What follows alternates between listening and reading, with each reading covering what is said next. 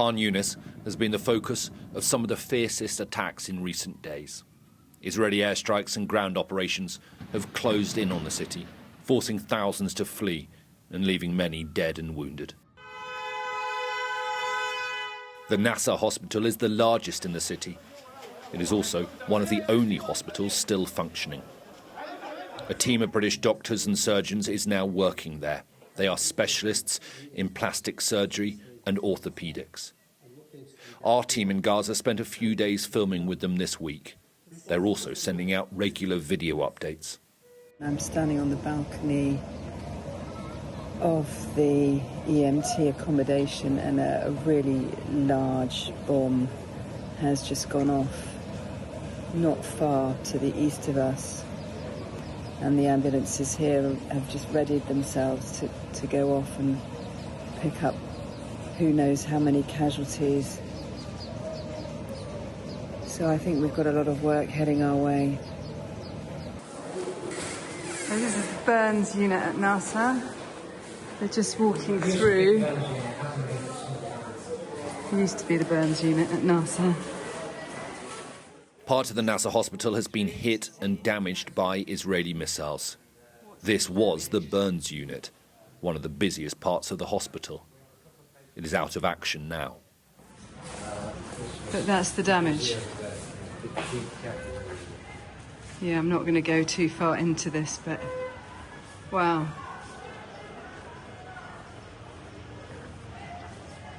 That's amazing. Hello. This baby has painful burns on her chest and back.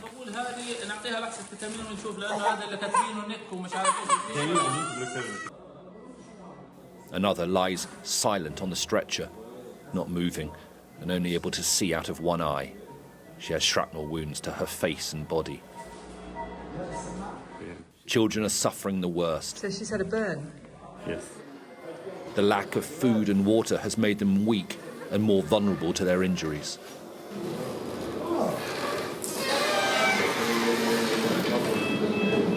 The operating theatres can sometimes feel like a bubble of quiet and calm from the war outside, but the patients are almost all suffering blast wounds. But in the hospital's emergency unit, it's chaos. Many of the survivors will need to be transferred upstairs into the care of the British doctors for reconstructive surgery. So this is a young man that came in yesterday into the emergency department with his brother after an explosive blast. Dr. Tom Potokar was working in the European hospital near Khan Younis before they were evacuated in a hurry last week. Airstrikes were hitting the compound.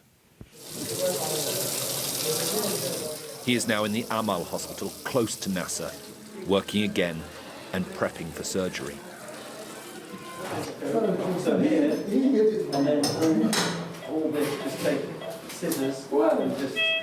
The woman on the operating table is badly injured. And then all this, just... Her husband and children were all killed. She doesn't know yet. What can you say? I mean, it's horrific.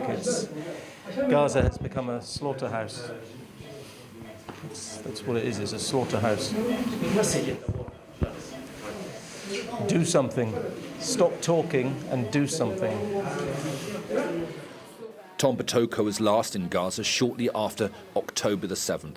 Returning after 19 months of war, he's seen a dramatic change in Gaza. The difference this time is because of the blockade, there's so little stuff getting in. There's no food getting in, so people are starving. There's very little medical supplies coming in. But also the other very noticeable thing is the massive extent of destruction. I mean, Khan Younis looks like Stalingrad.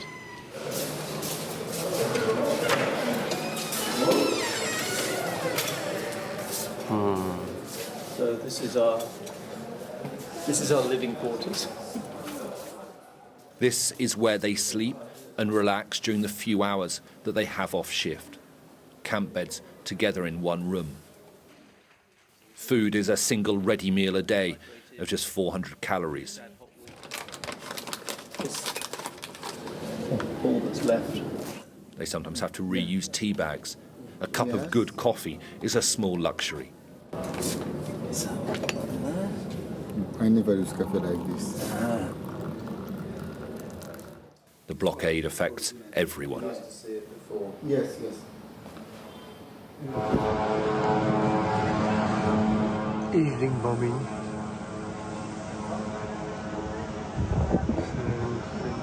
By Monday evening, the IDF declared combat zone was only a few streets from Nasser Hospital. There he is.